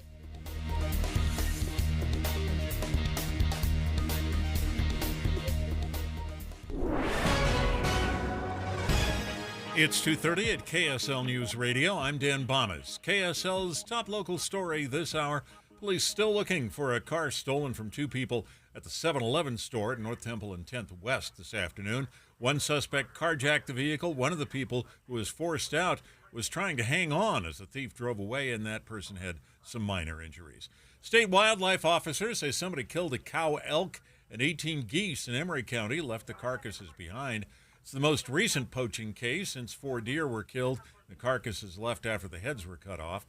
The officers say wasting wildlife is a Class B misdemeanor, as serious as drunk driving. Our top national story this hour from ABC News. President Biden in Phoenix today announcing a federal partnership with Intel to build new semiconductor plants. This announcement will also support 10,000 manufacturing jobs, 3,000 right here in Phoenix, with salaries averaging over $100,000 a year and don't all require college degrees. That's a change. Biden says the plan will create 20,000 construction jobs across 4 states. Your money at this moment, the Dow Jones average up on the day at 401 points now. The NASDAQ up 202 points at the close of trading. The S&P 500 up 46 today. And our KSL weather looks like a little rain by the weekend, but sunshine till then. That's next. KSL News Time 2:31. It's a priority for us at this station to bring you all sides of a story and to talk about the news fairly, completely. Get all the facts and be really aware. Utah's Morning News with us, Tim and Amanda. Weekday mornings 5 to 9 on KSL News Radio. Step into a world of home transformation with The Blind Man, your ultimate partner in creating your dream home. Whether on a new home journey or refreshing your space, The Blind Man has you covered, literally. Envision the latest styles, cutting-edge technology, and elegance in shades, shutters, or blinds. Now, if you've hesitated to turn your dreams into reality, the moment has arrived. The Blind Man's Buy 4, Get 1 Free extravaganza on all exclusive Blind Man brand window coverings is here. Not just a sale, but a dream opportunity. Picture your home bathed in natural light or shaded for moments of privacy. The Blind Man understands your needs. They want all homes to be masterpieces. Unlock your dream home with The Blind Man's Buy 4, Get 1 Free deal. It's not just a window of opportunity. It's a gateway to artistic bliss. Don't miss out. Visit theblindman.com for a free in-home consultation. Yeah, free. Let The Blind Man transform your vision. Theblindman.com, where dreams meet reality. From Ogden to St. George, Utah's premier window covering provider, The Blind Man. Derek Overstreet, founder of the New Millennium Group. We're a financial planning firm. Listen, we're fiduciaries. We have advisors standing by right now to take your call. That's 888-999-6370. 888-999-6370. The reason you're going to want to call is we're going to help you retire 3 to 5 years before you thought possible. Now, imagine how that would be if you could actually retire 3 to 5 years sooner than your plan was. The way we do this is by putting together a step-by-step plan, taking into consideration any rental properties that you have, any pension income that you have, your Social Security. Listen, we put that all together for you in writing. It will allow us to build your income based on inflation. You know, inflation has been rapidly rising. You and I both need a plan that whatever we start out our income at, in 5 or 10 years, we're going to need 40% more income. So if you're one of those people listening and you'd like a plan in writing, give us a call at 888-999-6370. That's 888-999-6370, or go to utahsfinancialplanner.com. Traffic and weather together, brought to you by Sinclair's DinoPay app. Save up to 20 cents per gallon. Here's Ricky Meese. We're looking at a good drive north and southbound I-15 between Ogden and Provo, clear on the rest of your Salt Lake County freeways. We have had some busy traffic Westbound 90 is south in spots between I-15 and Redwood Road. The Easter Bunny is coming to Jordan Landing Shopping Center. Bring the family March 23rd through the 30th to visit the Easter Bunny. Professional photos for purchase. Ricky Meese in the KSL Traffic Center. KSL weather, sunshine today, then clouds building up tomorrow and Friday, but temperatures will stay in the 60s. 67 right now with sunshine. I'm Dan Bomas from the KSL Common Spirit Health Studios. Listen online at kslnewsradio.com. We're Utah's news, traffic, and weather station. Inside Sources. Inside Sources. America's voice of reason.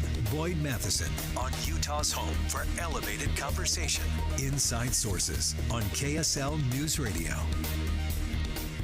We're doing what we love to do on this show. We're going to stay with the conversation just a little bit longer. And today we're sticking with the First Amendment and an important conference being held down at Utah Valley University's Center for Constitutional Studies.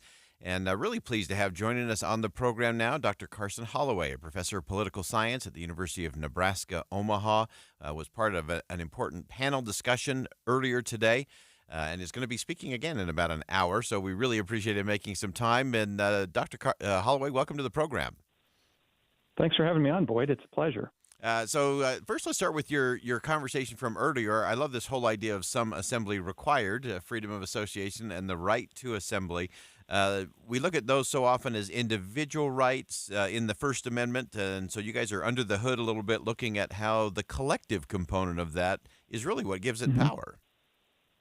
Yeah, we had a good discussion this morning for students in which we talked about the kind of English common law origins of those rights, and then how they were incorporated into the American Constitution upon the amendment to the Constitution in the First Amendment, and how they function in our political society, and how they, both how they function in politics and how they are used for citizens to influence political outcomes, but also how important they are to civil society and the development of private associations that do all kinds of things that the government really can't do in a large and diverse society like ours, like promote education, promote religion, promote science.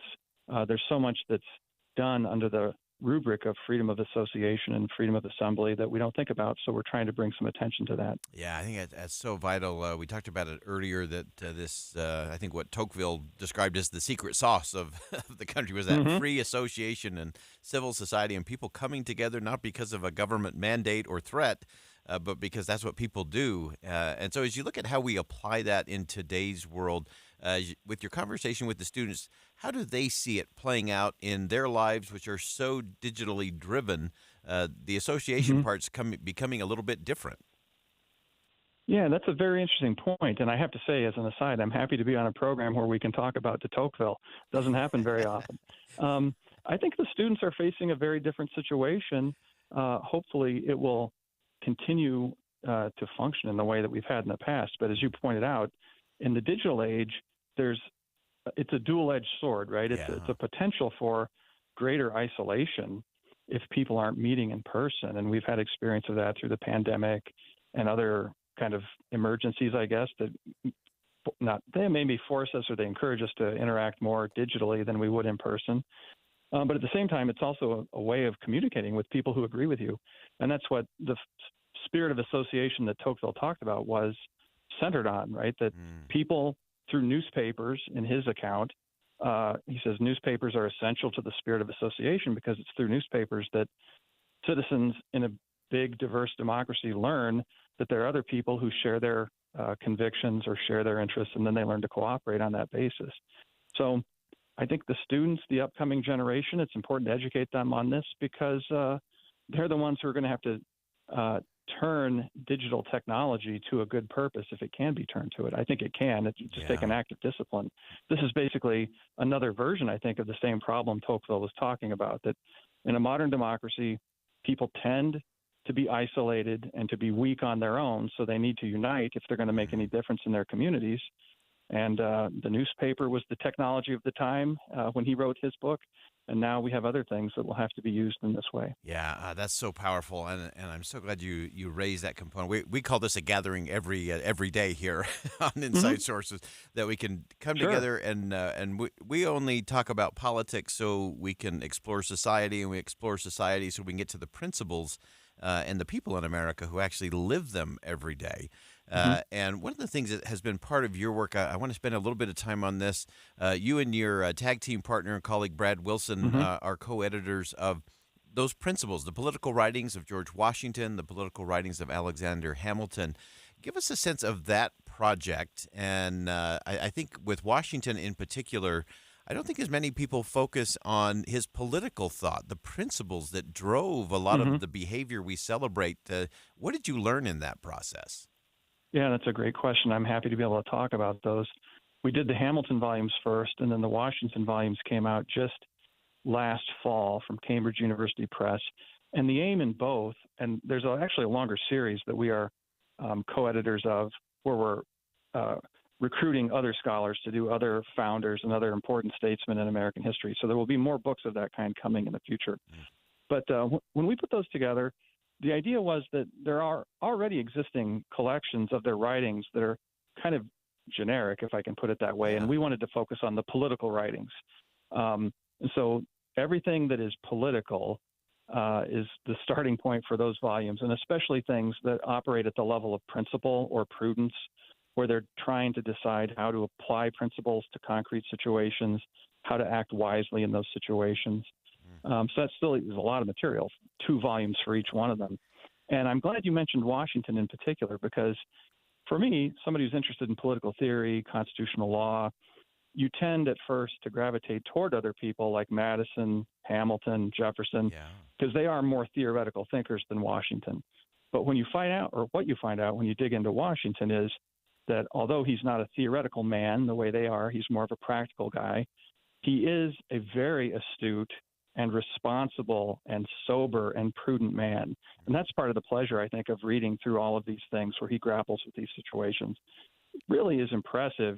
I think it's fair to say, based upon my reading of him, that this is a man who deserved his reputation at the time of the founding. He is a man who tried seriously to figure out in every instance what the right thing to do was, and then to do it as conscientiously as he could. So it's an elevating experience to read his writings. Yeah, I love that. And I love that whole idea of principle and prudence. We need a lot more of that in the world today. Give me one thing that surprised you in digging so deeply into those political writings, that political thought. What surprised you? Where did you learn about Washington in terms of some of those driving and animating principles and the prudence, that self-restraint in terms of how they were applied? Well, one thing that I learned about him that I still like to think about, and I'd like to figure out more definitively than I have, but one thing I learned about him that is interesting and important is that he thought a lot about his own reputation and was very protective of it. But I think if you attend carefully to what he said and how he acted, it wasn't in a selfish manner, right? I said to somebody at this conference earlier today, when I read him a long time ago when I was younger, I got the impression that this is a man who's somewhat prickly about his reputation, very protective of it.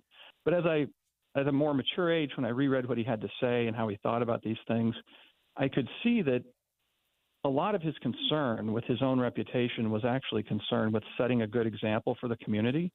For example, he thought long and hard about whether he would even be president of the United States, because when he retired from public life, he had made a commitment that he was retiring, and this will be the last you hear from me. I mean, politicians today don't think much about breaking their promises, it seems like, or reversing themselves on earlier decisions, whereas it bothered him that people might think that he was merely grasping for power. And I think that's partly normal, human self-interest. You don't like people to think negatively about you. But I think also what was going on was that he took seriously the idea that a statesman has to also be a kind of moral and ethical educator of the people. He wrote a lot of letters. As you can imagine, he got a lot of letters from people congratulating him on attaining to the presidency. And when he would write back to these associations, again, like churches, colleges, universities, organizations, when he would write back to them, he would always use those letters as a chance to kind of reaffirm the virtues that are necessary for a society like ours: patriotism, honesty, respect for law. And I think he did take seriously that role as public teacher. And I think that's part of the reason he was also concerned about his own reputation, always trying to do the right thing and being seen as doing the right thing. Yeah, so important. I always go back to his first inaugural address when he said that he hoped that the foundation of our national policy will be laid in the pure and immutable principles of private morality, and then called on that free government to exemplify the attributes that would make the citizens proud and command the respect of the world. And I think that respect was such an important thing. Finally, before I let you go, because I know you got to get warmed up for your next conversation down there at Utah Valley University. We're thrilled to have you in the Beehive State today. Give us one thing that we all ought to maybe think again about or think differently about, whether that's about the First Amendment and that right to assemble, or George Washington and some of that political thought. Yeah, I think something that's very important for us to think about these days, which are days of polarization, is, and this is something we can learn from Washington, we have to step back a little bit and try to respect other people who disagree with us and try to understand things from their point of view. In the next event, we're going to talk about Washington's efforts to grapple with the bitter disagreements between Alexander Hamilton and Thomas Jefferson in his cabinet. And he wrote some very nice letters to those guys near the end, in which he admonished them and said, there will be disagreements. Government is like that. Politics is like that. It's inevitable. There needs to be, he said, more charity and more liberal allowances between people who disagree with each other. So he was giving that advice at the beginning of our country to people operating at the highest levels. I think we can all agree that it's still relevant now for everybody in all walks of life, but especially in politics. Yeah, fantastic perspective. Dr. Carson Holloway, professor of political science at the University of Nebraska, Omaha, part of a crucial conversation happening here in the state of Utah today, the First Amendment Conference at Utah Valley University, part of the Utah Valley University Center for Constitutional Studies. And Dr. Holloway, love your writing, love this perspective, and thanks for spending some time here in the state of Utah at Utah Valley University, and also with us here on Inside Sources on KSL News Radio. Thanks for joining us. Yeah, thank you, Boyd. All right, great perspective there. That's one you're going to want to go back and re-listen to on the podcast. I took many notes. There's a lot of things I'm going to go back and think again about, especially relating to Washington. I had a few think again moments about what I thought I knew about George Washington and about the First Amendment as well. So check it out at the podcast, kslpodcast.com. We'll be right back. Do you have a vision of what your kitchen would look like with new cabinets, drawers, or pull-outs? Do you wish your closets were more organized and functional? Are you building or remodeling? I want you to take a good look at Euromax Authentic European Furniture. This is Hans Olsen, and I've spent a good amount of time getting to know Mike and Max. They're creators of Euromax. Max comes to us from Ukraine with European flair, and Mike has been building cabinets in America for nearly 30 years. They had a vision that cabinets could be done better, and they brought that to life. Euromax offers you a first-class customer experience. They'll come to your house, they'll sit down with you and their designer, they'll show you every beautiful option they have to offer and guarantee their work 100%. I want to invite you to their showroom in Pleasant Grove, but start by taking a look at what they have to offer at EuromaxFurniture.com. I know I'm just a sports loudmouth, but I know custom and quality when I see it. Visit EuromaxFurniture.com and take a look at what I'm talking about. That's EuromaxFurniture.com. Euromax, built for you. At JCW's, we think tipping might be getting a little out of hand. Like when you're asked to tip at the register before you've even been served, or when you're at the yogurt shop and find yourself serving yourself. And don't even get us started on frosted tips making a comeback. That's why at JCW's, when you pay for a 3rd-pound ranch bacon cheeseburger, that's what you pay. And no one at the register is going to stare longingly at you while you awkwardly maneuver through the tip screen for food you don't even have yet. Honestly, we're just happy to see you at any of our 5 locations in Provo, South Jordan, Lehigh, Harriman, and American Fork. So come on in and enjoy some quality time and great food with family and friends. And we promise, we won't be pushing you for a tip. Hey, this is Chris with JCW's, and we just want to say thank you, and especially to our loyal customers. We want you to know that at JCW's, your business is all the tip we need. JCW's, quality and a lot of it.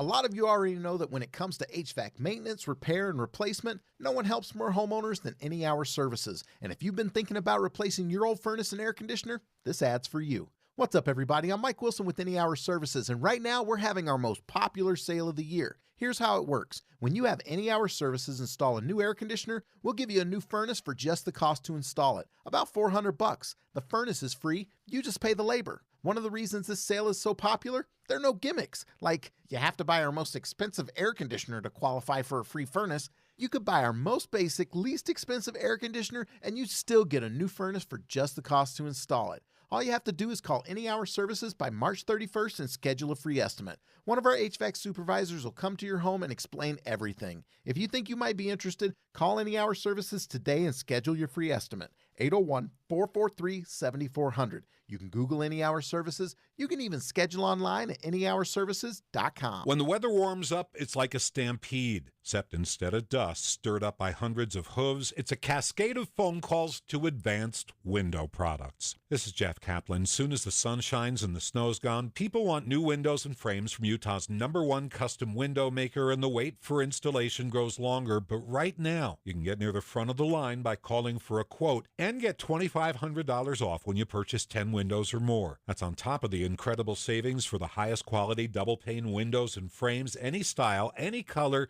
See, at Advanced Window Products, they actually build the windows here in Utah, they install the windows, and they guarantee them for life. There's no middleman, and they can pass the savings on to you. They even offer buy now, pay later. So get in before the wait grows longer and get the $2,500 off. Get your new windows this spring. Make the call. Advanced Window Products, 801-850-9100. That's 801-850-9100. Or visit AdvancedWindowsUSA.com. At Charmin, we heard you shouldn't talk about going to the bathroom in public, so we decided to sing about it. When you're rolling Charmin, Ultra Soft on the party.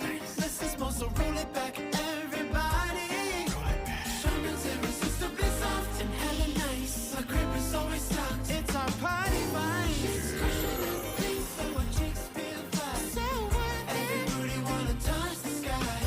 Charmin Ultra Soft is irresistibly soft and more absorbent, so you can use less. Enjoy the go with Charmin. Pizza's here. Oh, great. I'd love some, but I'm worried about my stomach issues. If you're worried about having diarrhea, gas, bloating, stomach pain, or loose, oily stools, it may not just be stomach issues. It could be a condition called exocrine pancreatic insufficiency, or EPI. With EPI, the pancreas doesn't release enough enzymes to break down food, but EPI is manageable. Use the symptom checker on identifyepi.com and talk to your doctor. That's identifyepi.com.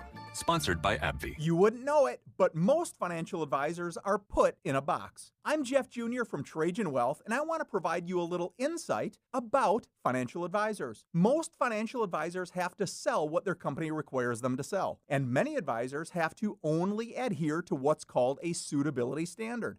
A suitability standard is a limited standard of care, not requiring what's sold to be best, just suitable. Advisors with this loose standard often have limited investment and product selection. Trajan Wealth is held to a fiduciary standard, which is the highest standard of care in the advisory business. And that's just one of the many reasons we have billions of dollars under our care and attract clients from other advisors. Raise your standards today and call Trajan Wealth. Call 801-899-7600. That's 801-899-7600. Advisory services offered through Trajan Wealth, LLC, an SEC-registered investment advisor. Common Spirit Health. Hospitals, clinics, and caregivers all connected to advance healthcare in Colorado, Kansas, and Utah. Healthcare with human kindness is here. Hello, human kindness. With the three things you need to know this hour, I'm Dan Bomas. First, 2 people were forced out of a vehicle at 10th West and North Temple this afternoon. One of them was injured trying to hang on as it drove away. Second, President Biden visited Arizona today to announce construction of some new semiconductor plants. He says these will bring more than 20,000 construction jobs. Third, the Mega Millions jackpot closing in on $1 billion. Right now, 67 degrees and sunny in Salt Lake City. Back to Inside Sources on KSL News Radio. Boyd Matheson divides rage from reason on Inside Sources. Welcome back to Inside Sources here on KSL News Radio. It's great to be with you today, as it always is. I am Boyd Matheson. As we round out the program today, of course, March Madness is underway. The first four have been playing yesterday and today, and tomorrow the big dance really kicks off as everything gets moving, including BYU basketball. You can hear that live here on KSL News Radio because, of course, we've got you covered. And in the spirit of that, I've been closing out the show this week with some wisdom of the greatest of all time coaches when it comes to March Madness and the NCAA tournament, John Wooden. And today, in line with a lot of what we talked about on the show, I want to go to one of his quotes that I think applies in so many different places, well beyond the hardwood. And one of those, Coach Wooden said that failure is not fatal, but failure to change probably is. And it's so true. We started the show today talking to Brian Riedel. And Brian, of course, always helps us look at things in terms of what's going on as it relates to the policy and the economics and the spending that takes place in our country. And this is one of those where if we don't change, it will be fatal in many different ways. And if you missed that part of the program, you're going to want to go back to the podcast. Check that out, kslpodcast.com, and then just go to Inside Sources. You'll see it right there. It'll say Brian Riedel right on it. And I learned some things from Brian today. We talk about the finances of the country and the out-of-control spending that has taken place under multiple administrations, Democrat and Republican. For a lot of years, the national debt was just a small portion of the GDP, hovering, somewhere 40% or lower. And then suddenly it went haywire and everything went crazy. And then it went really crazy within the Trump administration. Started with the Obama administration. They started to take spending to whole new levels. Not to be outdone, the Trump era took even more. And now with President Biden, we're seeing more of the same. All of that to the tune of $34 trillion in national debt. The servicing of the debt, just servicing the debt, will be the second highest line item in next year's spending for the government, only behind Social Security. That's crazy. We don't get anything for that. You don't get more health care. You don't get more education. You don't get more tanks and bombs and guns and boats in the military. You don't get better highways and roads. You don't get anything. That's just servicing the debt. It will be the second largest thing in the budget next year. And we get nothing for it. So back to Coach Wooden. Failure is not fatal. Failure to change is fatal. And if we don't change the way we're spending, we're in for some big trouble. And it won't matter who's in the White House. It won't matter who's in control of Congress because it's the absolute predictability of consequences. Or as Brian Riedel talked to us about today, the math always wins. The math always wins in this. And so we have to start dealing with it. And this is not one of those that you can wipe out with a bumper sticker slogan. You can't say, make the rich pay their fair share. Tax the wealthy. Brian pointed out you could confiscate. You could confiscate everything, all the assets, all the money of people making over $500,000 a year, wouldn't even touch it. Take all the buildings, all the cars, all the boats, all the wealth. So that means we have to have a different kind of conversation. Otherwise, it will be fatal. And it will hurt the poor and the most vulnerable among us the most. And so failure isn't fatal, but failure to change sure is. And that's my worry.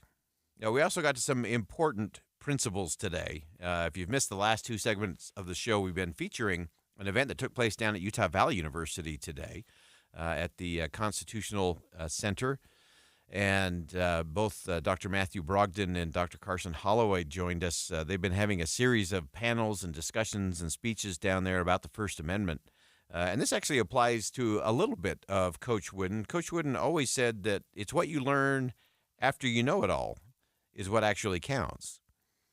And we actually talked about some of the writings of George Washington in particular and all the things that he learned in terms of political thought. We often talk about his actions and his outward leadership.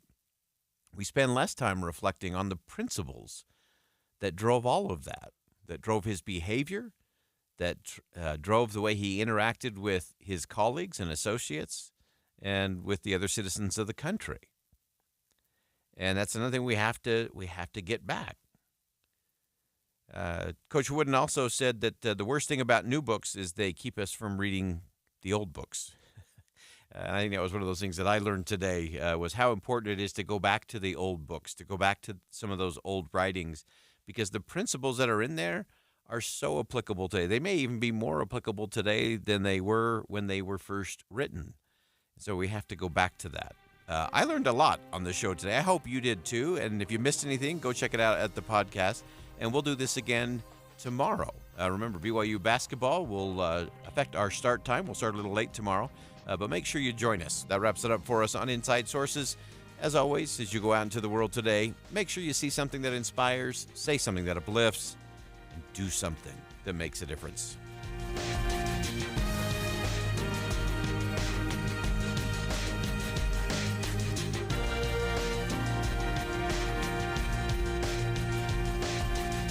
KSL FM Midvale. KSL Salt Lake City. From the KSL Common Spirit Health Studios, this is KSL News Radio.